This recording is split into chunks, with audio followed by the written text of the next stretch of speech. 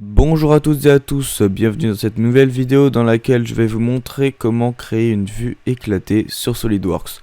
Donc tout d'abord vous devrez importer un modèle, un assemblage donc de plusieurs pièces. Ensuite vous allez devoir créer une vue 3D puis modifier dans l'étude de mouvement le mouvement que vous souhaitez puis le rendre. Donc tout d'abord je vais vous montrer comment créer la vue éclatée. Pour ce faire, vous allez vous rendre sur votre modèle dans l'onglet assemblage, puis vue éclatée. Donc ensuite c'est très simple, vous allez cliquer une par une sur les pièces que vous souhaitez déplacer, puis choisir le mouvement que vous voulez leur faire faire. Donc là par exemple, moi je vais commencer par le toit, donc je clique sur le toit et je déplace mon modèle vers le haut. Une fois que vous avez obtenu le mouvement voulu, vous allez cliquer sur terminer à gauche et donc vous passerez à la seconde étape. Donc vous recliquez sur ce que vous voulez déplacer, vous le déplacez dans l'axe et vous terminez. Vous faites ça pour chaque pièce, une par une, et on se retrouve quand tout ça sera fait.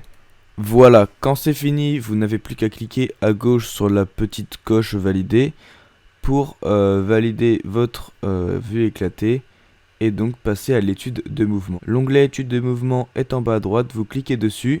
Vous choisissez une vue qui vous convient et nous allons pouvoir commencer. Voilà, vous allez cliquer sur ce bouton pour démarrer l'animation.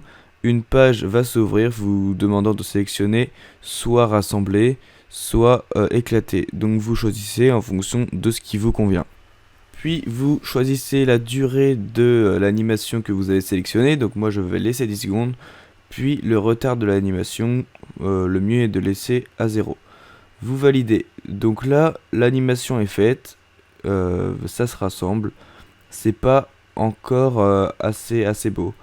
Donc je vais rajouter par-dessus une deuxième animation qui va faire tourner le modèle. Donc vous recliquez sur le même, faire pivoter, vous choisissez l'axe, donc soit X, Y ou Z.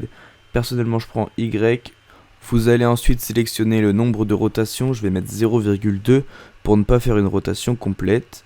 Donc vous cliquez sur suivant, vous sélectionnez la durée de l'animation et le retard. Donc pareil, 10, 0.